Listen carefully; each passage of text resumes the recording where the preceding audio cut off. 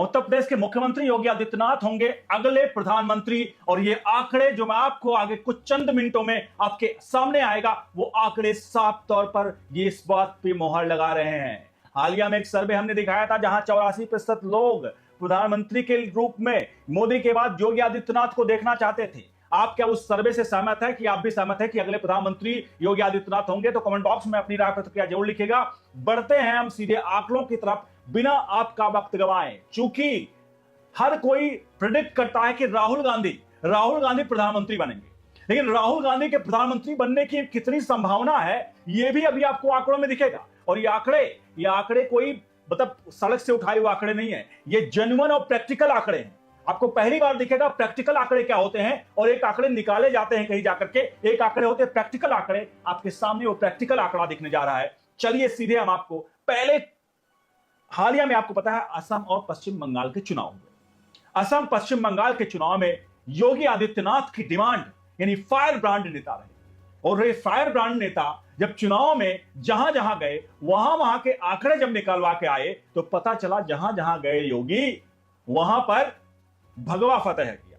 लेकिन इन सबके बीच में असम और पश्चिम बंगाल के आंकड़े जब राहुल गांधी के निकाले जाने लगे तो राहुल गांधी के आंकड़े देख करके आप दंग रह जाएंगे, भौचक्के रह जाएंगे और आप सोचेंगे आखिरकार ये क्या हुआ।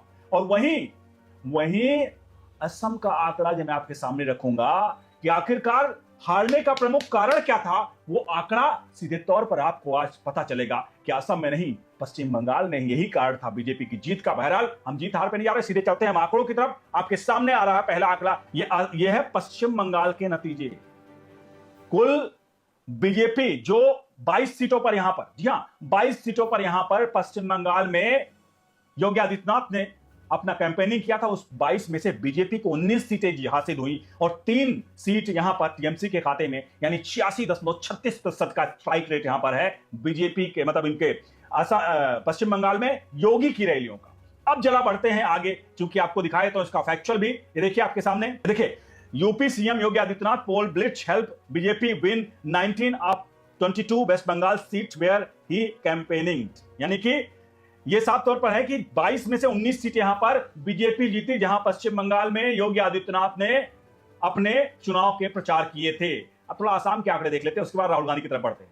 अब देखिए असम, योगी ने जिन सीटों पर वहां प्रचार किया वहां एनडीए की जीत हुई। रिपोर्ट्स के अनुसार योगी आदित्यनाथ ने असम की 2 सीटों पर प्रचार किया था और उसमें 1 सीट बीजेपी जीती और 1 सीट सहयोगी दल एजीपी ने ही जीती, यानी स्ट्राइक रेट 100% का यहां पर रहा। तो मैंने दिखा दिया कि वहां 22 में से 19 सीट जीती है बीजेपी और यहां पर आसाम में 2 सीट पर चुनाव प्रचार किया था और 2 की दोनों सीटों बीजेपी और बीजेपी के सहयोगियों ने ही जीती, यानी कि 100% स्ट्राइक रेट असम में योगी आदित्यनाथ का है। और यही कारण है कि लोग प्रधानमंत्री के पद पर क्यों नहीं पहुंचाना चाहेंगे। लेकिन फिलहाल अभी थोड़ा स्टॉप करिए प्रधानमंत्री के पद पर, थोड़ा हम राहुल गांधी की तरफ बढ़ते हैं, क्योंकि आंकड़े तो सबसे इंटरेस्टिंग राहुल गांधी के हैं। आपके सामने राहुल गांधी के आंकड़े ये देखिए। असम में राहुल गांधी ने जिन प्रमुख सीटों पर कांग्रेस के उम्मीदवारों के लिए प्रचार करने गए थे उनमें बीजेपी वर्सेस कांग्रेस का नतीजा यह रहा, जोरहाट सीट पर बीजेपी जीती, कांग्रेस हारी। यहां पर बोकांजन सीट पर यहां पर देखिए बीजेपी जीती, कांग्रेस हारी। बरचेला जी सीट पर यहां पर देखिए बीजेपी जीती, कांग्रेस हारी। नाजीरा सीट पर कांग्रेस हारी या बीजेपी का गठबंधन जीता, यानी जिन सीटों पर राहुल गांधी ने प्रमुख चुनाव किए वहां पर बीजेपी ज्यादा थी। इसलिए कह रहा हूं जीती क्योंकि गठबंधन जीता, यानी कि सारी सीटों पर 4 की 4 सीटों पर राहुल गांधी ने प्रचार किया और उन चारों सीटों पर बीजेपी ने प्रचंड जीत हासिल की। राहुल गांधी प्रधानमंत्री का सपना देख रहे हैं और एक विधायकी का सीट भी नहीं जीत पा रहे हैं। थोड़ा आगे बढ़ते क्योंकि अभी आंकड़े तो और इंटरेस्टिंग आएंगे जब आगे आएंगे, जब आपको पता चलेगा भाई ये राहुल गांधी ही है, ये राहुल गांधी ने किया ऐसा कांड, ये पता चलेगा आपको। देखिए आंकड़े अब देखिए पश्चिम बंगाल में, क्योंकि हम योगी का हमने निकालता असम पश्चिम बंगाल का राहुल गांधी का आंकड़ा देखिए। पश्चिम बंगाल में राहुल गांधी ने जिन प्रमुख सीटों पर प्रचार किया वहां बीजेपी वर्सेस कांग्रेस का परिणाम क्या रहा। गोल पोखर है, यहां पर कांग्रेस की शिकस्त हुई, हार हुई और बीजेपी जीती। और मतिगारा नक्सली बारी जो है यहां पर कांग्रेस हारी। इसमें सबसे प्रमुख बात नीचे देखिए, दोनों सीटों पर कांग्रेस तीसरे स्थान पर रही है। क्लैपिंग। आपको लग रहा होगा मैं क्लैपिंग कर रहा हूं, क्लैपिंग इसलिए कर रहा हूं कि कभी भी कोई स्टार प्रचारक किसी चुनाव में जाता है अगर चुनाव प्रचार के लिए, तो पार्टी भी नहीं चाहती कि ऐसे सीटों पर उसको भेजा जाए जहां पर कम से कम उसकी मिट्टी पलीत हो जाए। और जाहिर सी बात है वो पार्टी सोचती है थोड़ा सा प्राइम रहे, जिससे कम से कम ब्रांड बना रहे। लेकिन राहुल गांधी ने जिन 2 सीटों पर प्रचार किया, उन 2 सीटों के आंकड़े हैं कि कांग्रेस दूसरे नंबर तो छोड़ दीजिए, जीत तो छोड़ दीजिए, दूसरा नंबर भी छोड़ दीजिए साहब, तीसरे नंबर पर रही। और तीसरे नंबर पर आप समझते हैं टीएमसी वर्सेस बीजेपी रहा होगा। हो सकता है जिन सीटों पर विजय राहुल गांधी ने प्रचार किए हैं वहां पर कांग्रेस की जमानत जब्त हो चुकी है। यह है राहुल गांधी का असली ब्रांड वैल्यू, और यह है राहुल गांधी की फिसड्डी, यह है राहुल गांधी का असली चेहरा, जो कहते हैं वो प्रधानमंत्री बनेंगे। आपको लग रहा होगा मैं शायद राहुल गांधी को आपको लग रहा है मैं पिंच कर रहा हूं। नहीं, राहुल गांधी को पिंच नहीं कर रहा हूं। मैं राहुल गांधी को पिंच इसलिए नहीं कर रहा हूं क्योंकि मुझे और हमें सबको, अगर हम आप देश भारतीय हैं, हमें देश का विपक्ष सशक्त होना चाहिए। देश में एक ऐसा विपक्षी पार्टी होनी चाहिए, उसका नेता होना चाहिए जो प्रधानमंत्री की तरह ही कर्मठ और ईमानदार और मजबूती से बात रखने वाला हो। लेकिन यहां पर तो राहुल गांधी को बनाकर ले चलना है, जिसकी यह हालत है कि विधायिका का प्रधानी के साथ एक चुनाव नहीं जितवा पाए। आगे बढ़ते एक और आंकड़ा, यह आंकड़ा तो और इंटरेस्टिंग है और आपको पता चल जाएगा कि आखिरकार कांग्रेस की दुर्गति का प्रमुख कारण क्या है। यह दिखा रहा है अगला आंकड़ा आपको कांग्रेस की दुर्गति का प्रमुख कारण बताएगा। देखिए, ये देखिए चुनाव परिणाम 2026 असम और बंगाल का, थोड़ा समराइज समझिएगा। यहां पर असम में कांग्रेस ने 19 सीटें जीती हैं, ध्यान रखिए, जिनमें से 18 मुस्लिम समुदाय के विधायक बने हैं। 19 सीटों में असम में 18 मुस्लिम समुदाय के विधायक बने हैं। पश्चिम बंगाल में 2 सीटें जीती हैं। बीजेपी का प्रदर्शन यहां पर भाजपा का 200 से अधिक सीट जीत कर आई है।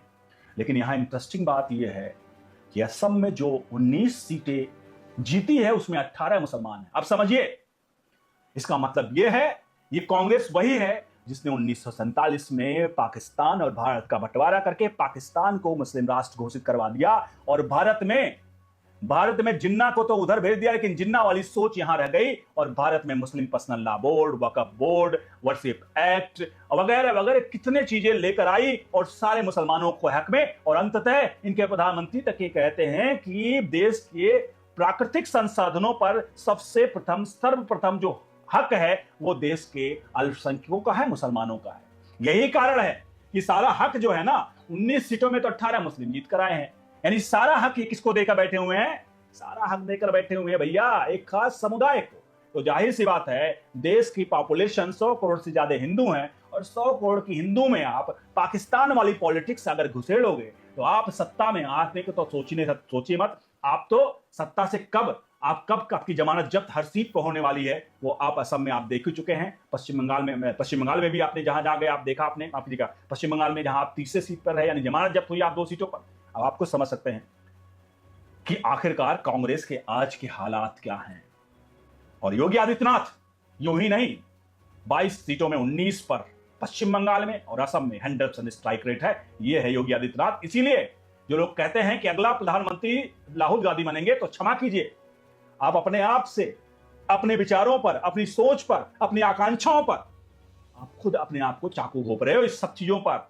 क्योंकि आपको जो आपका लीडर ही गलत है तो जाहिर सी बात है सेनापति गलत होगा तो उससे वो युद्ध कैसे जीत सकती है। इसलिए सोचो, विवेक में रहो। फिलहाल 100% स्ट्राइक रेट से अगले प्रधानमंत्री नरेंद्र मोदी के बाद योगी आदित्यनाथ बनेंगे।